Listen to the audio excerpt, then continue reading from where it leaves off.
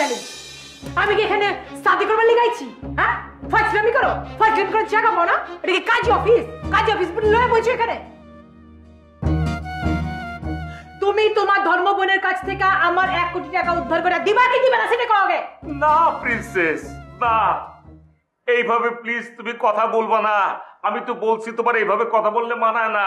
Full HD, full HD.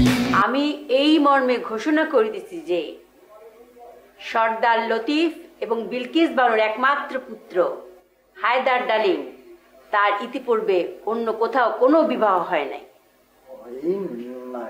হ্যাঁ ঠিক আছে সোহেল, এখন তুমি যেটা করবে উনার পক্ষ হয়ে বলবে, বুঝলেন? কিন্তু আমার তো তাকে দেখে মনে হয় না যে উনি বিবাহ করার মুডে আছেন। বুদ্ধি আছে, ঠিক আছে, বুদ্ধিতে তো আমি খুব খুশি হইলাম, ভালো বুদ্ধি আছে। আচ্ছা হায়দার ডালিম ভাই, আমি কি এইখানে বিয়া বইবার লিগাইছি? ভাই একটু পরে বিয়া হবে, এখন ভাই ডাকলে হবে? মামি নাম ধরে ডাকো। ঠিক আছে, নাম ধরে ডাকতেছি। এখন খুশি হইছ হায়দার ডালিম? আমি কি এখানে বিয়া বইবার লিগাইছি? মানে সেই জন্য যে আসলে সেটা তো জানি, কিন্তু একটা উপলক্ষ ধরে যদি মনে করো যে বিয়েটা হয়ে যায় তাহলে অসুবিধা কি? মনে করো তোমার উপলক্ষ ধরেই আমাদের বিয়েটা হয়ে গেল, তোমার উপলক্ষ ধরে মনে করো যে আমাদের সরাকমে সবকিছু যদি হয়ে যায়, তাই না? তাহলে তো কোনো অসুবিধা নাই। তারপরে মনে করো যে আমাদের বিয়েটা হয়ে গেল, আমরা মনে করো যে সুখের ঠেলায় বাঘবা খুব পায়রা খুঁয়া সংসারে এরকম করে চালা যেতেছি, তাহলে পরে খুব ভালো হয় না? এই জায়দাচের মার্কা অ্যাক্টিং বন্ধ করো, এসব অ্যাক্টিং এর কোনো বেল নাই, এসব অ্যাক্টিং আর মেসে খায় না, বুঝা পারছো? আমি এখানে কিসের লিগা আইছি সেটা কি তুমি ভুলে গেছো? আমি এখানে আইছি আমার টাকা উদ্ধার করবার লিগা, আমার 1 কোটি টাকা উদ্ধার করবার লিগা এখানে আইছি। অবশ্যই তোমার টাকা উদ্ধার হবো, 100 বার হবো। আমি নিজে তোমার কথা দিতেছি, তোমার টাকা উদ্ধার আমি করে দেবো। তোমার টাকা উদ্ধার না করে এখান থেকে আমি যাবো না। আমার বোনে, আমার কিশোর পূজা বোনে তোমার 1 কোটি টাকা দিতে বাধ্য, তার আমি বাধ্য করাবো। কিন্তু তুমি এরকম করো না প্লিজ প্রিন্সেস। প্রিন্সেস বিশ্বাস করো, I love you so much. Princess আমাকে বিয়েটা হয়ে যায়, বিয়েটা সুন্দর করে হয়ে যাবে, পরে সবকিছু তো ঠিকঠাক হয়ে যাবো। আমার তো আর কোনো কাজ নাই এখানে, সরি। আমি তাহলে আল্লাহ হাফেজ, টাটা। হ্যাঁ, আপনি এখন যাবার পারেন, কারণ আপনার আসলে আর কোনো কাম নাই। হায়দার ডালিম যেহেতু আমার টাকার দায়িত্ব নিচে, সেহেতু আমি নিশ্চিন্ত, কারণ হায়দার ডালিম আমি বিশ্বাস করি।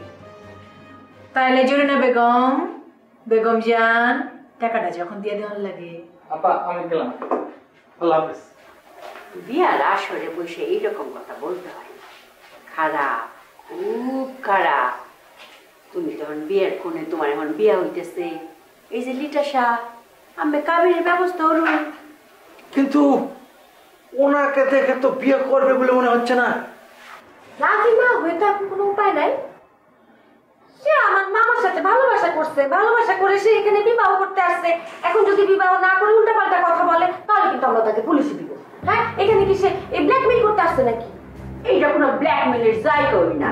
এর তো একটা বিয়া করতে হইব, কবুল তো বলতে হইব। এখন আমার ভাই তো অলরেডি কবুল বলে এখানে বসে আছে। এখন যদি সে কবুল না বললে অন্য কথা বলে, আমরা সে মানবো কেন? হ্যাঁ, আমরা তো কোনো সময় মানবো না। ওই তুমি কবুল বলো, বলো কবুল বলো। আমি কি এখানে শাদি করবার লিগাইছি? হ্যাঁ, ফাজলামি করো, ফাজলামি করে জায়গা পাও না? এটা কি কাজী অফিস? কাজী অফিস বলে লয়ে বসে এখানে।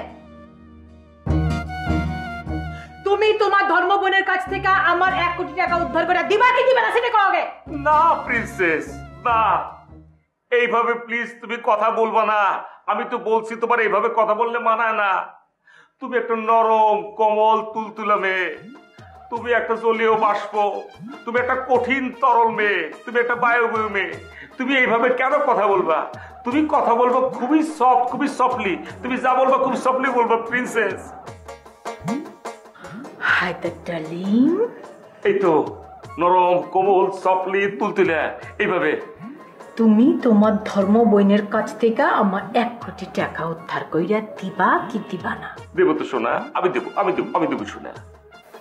এটা তো বিয়ার আসর, এখানে তো এইসব কথা মানায় না। তুমি না কত ভালো ভালো একটা মেয়ে, তুমি কিন্তু এখনো কবুল বলো না। এই মামি কবুল বলেন না কেন? আহা আপনি কবুল বললে বিয়েটা হইলে তারপর না বাসায় নিয়ে যাবো আপনারে। আমার তো আবার ওই যে বাসর ঘর সাজাইতে হবে না মা, বলো।